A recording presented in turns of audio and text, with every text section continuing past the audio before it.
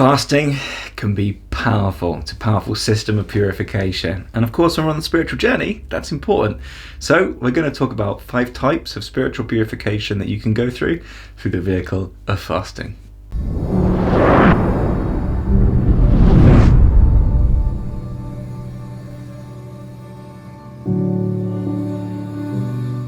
So first of all, what is fasting? Well, most, and we're not tied to any religion, so don't take this from this, but most religions or sacred texts, they bring in the idea of fasting for its importance. Its importance for the body and its importance for the energy in the system.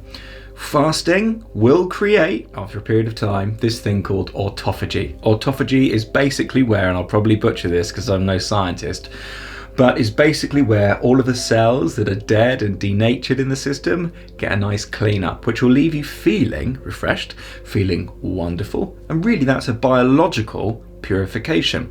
That will then translate into an energetic purification too, and this is why we're doing it, so that we can have oodles and oodles of energy. Now, just quickly, before you try any of these, a word of caution, I suppose, and a disclaimer, now that we're a limited company. I am not medically trained, and you should try this at your own risk. And if you really are interested in it, maybe it's good to get a professional involved to help you. Having said that, I've tried all of these myself, and I'm going to talk to you about it, and I didn't do it with any medical help. I will continue to do it without medical help because they just work. But of course, we have to be cautious. Now, the first type of fasting, spiritual fasting, for powerful effects, that I'm going to introduce is a water fast. Now, a water fast isn't necessarily just a water fast, because you can actually have, well, I don't know whether you can, but I've done it. You can have like things like tea, green tea, and coffee as well, just no milk in it, and no sugar, of course. Water fasting I have done for probably a maximum of 5 days, and what you're going to notice is some difficulty in the first 2 or 3 days. They are grim, as your body biologically is craving food, because we are, in a way, we give ourselves, in the same way when we do our sleep, we get a circadian rhythm, we kind of have a biological eating rhythm. This isn't scientific, I just know it in me, and you'll know it too.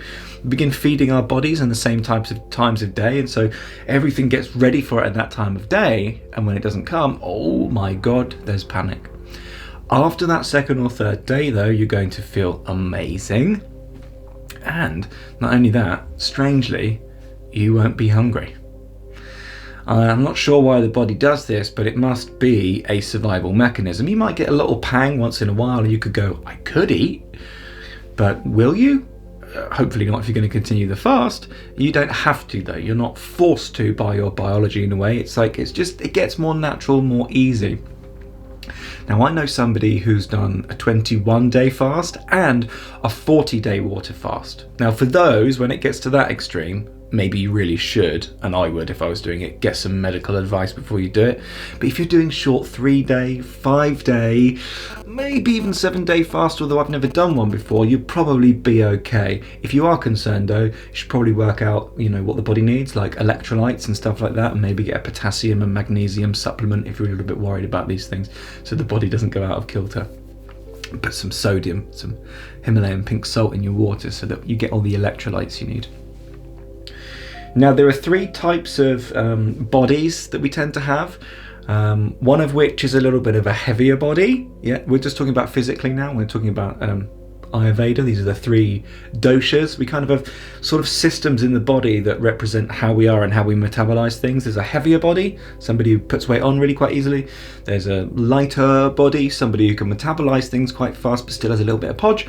And that's me. And then we have a really, really light body who can metabolize things really, really quickly. For this one, for somebody who has that body, very slim, finds it hard to put weight on, it can become, and also for the middle body too, it can become very draining to go on a fast, because there's not much there to eat up fat wise, and you might notice you're going a bit funky and a bit weird because your metabolism's so fast that it can really affect you. I've noticed that in me. You can push through it. I'm not telling you to push through it. I'm not telling you anything really.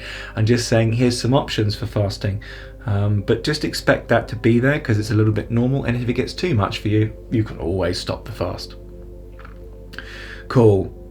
The second version of fasting that I want to talk about today is a really easy one that everyone can do, and it's intermittent fasting. This is where you'll set a certain time frame for which you're going to eat your food.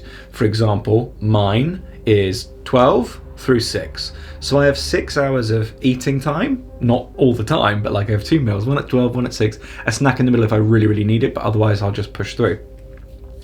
This then gives my body 18 hours of fasting every single day.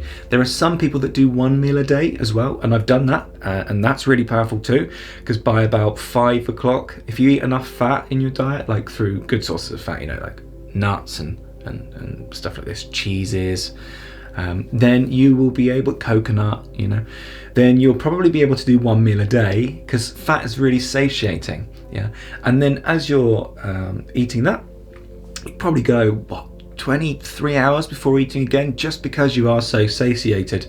Now you won't be able to do that all the time probably, because there'll likely come moments where you become quite hungry, but equally this is intermittent fasting. This is the easiest one to do, and it has wonderful health effects. It allows the liver to clear itself out, which is really good. It's just an overall fantastic detoxifier. We don't know though, in a scientific way, if autophagy comes online while you're doing intermittent fasting. So that's up for debate, but I'm sure science will do their thing and prove it sooner or later. But really what we're doing this for, feeling good, isn't it? If you can eat 1 meal a day, you'll start feeling really, really good, because the body then allows time to empty, and then when the body's not using all of its energy for digestion, it can go and do other fun things in the body, and it's really powerful. The third one, I don't really know if this is spiritual, but it does feel good, is juicing. Now, I have to hold my hands up and say, I've never actually done this one, not fully. I tried it with my Sangha a couple of months ago. Sangha just means a group of like-minded individuals, and they're my mates, because we're all yoga teachers and we all just do stuff together and it's fun. And I tried it with them, but I hadn't trained my system. We're going straight in for a 3-day one, and if you're doing that, don't do that. That's silly. Build yourself up. Do a 1-day fast with juice, and then a 2-day fast with juice, and then a 3-day fast with juice, for example. I went too hard, too fast, and gave up on the first day. But from what everybody was saying was, wow, I feel amazing.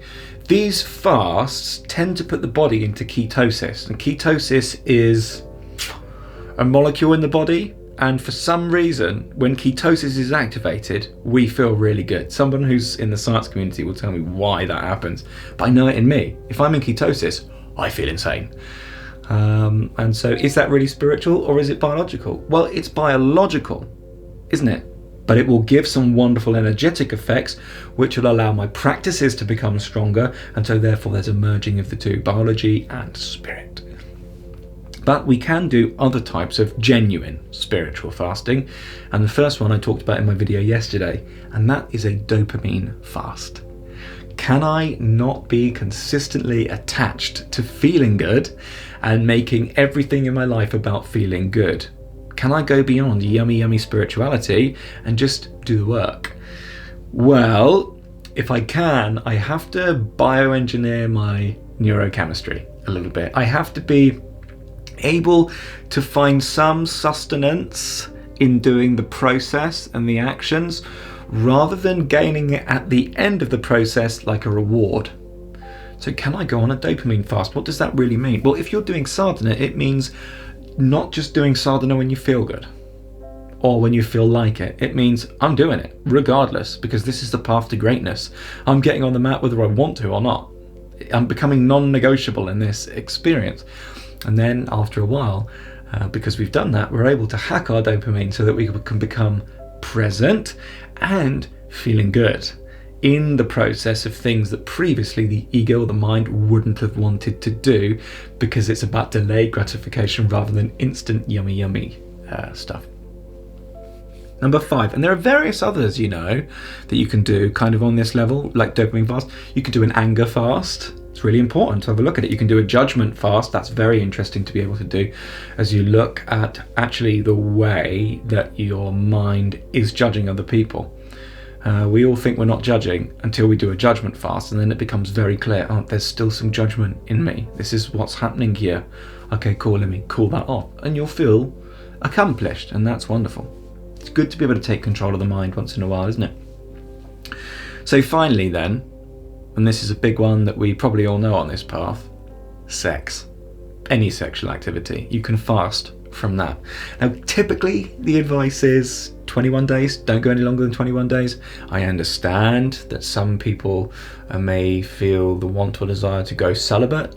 I don't know what the science says about that. I imagine it's perfectly fine because some of the great sages and gurus of our time have gone celibate, but also some of the great ones have had kids and do engage in sexual activity. So I don't think it's necessarily in the celibacy. It's just, can I fast once in a while? Can I really drop this need away? And if you're a man, you will get a wonderful feeling of virility. And you will become a very powerful person inside that will also aid in your manifestation abilities, because there's lots of power and lots of energy in you, and it will aid in your magnetism. You will become very, very magnetic. It's the same for a woman as a man, and sperm is power. So don't waste it, isn't it? You can, perfectly fine, but recognize there's an energetic consequence. As soon as that leaves me, I'm energetically depleted for a couple of hours. Yeah, it's different for a woman. But for a man, in that sense, you're losing energy. Why? Because it creates another life, that thing that's leaving the body. And it takes a lot of energy for the system to be able to create that and reproduce it. And so therefore, it's an energy drain. And if we're wanting to pucker up all of those energetic holes that we might have inside of ourselves, this is a process in yoga called brahmacharya, making the right choices for my energy. And this is one way that we can begin to do that. And that's to go on a sexual fast. Okay. I hope this video helps you. I hope it gives you some ideas, and just feel into whether you want to try it or not. Because some people don't even realize that they can do these things. They've just never thought about it. And so there you go. Of course, as always, down below there's a free complimentary freedom toolkit. It's a starter pack, for if you're going on this path and you don't know what you're doing. It works, so I want you to have it. I've made it for you, so it's down below. It's completely free if you want it. And as well, you can sign up for the Freedom Blueprint. That's a paid product though, but you can apply down below to see if we're a good match if you want to take this journey to the next step and completely shift the trajectory of your life. Lots of love then. Namaste.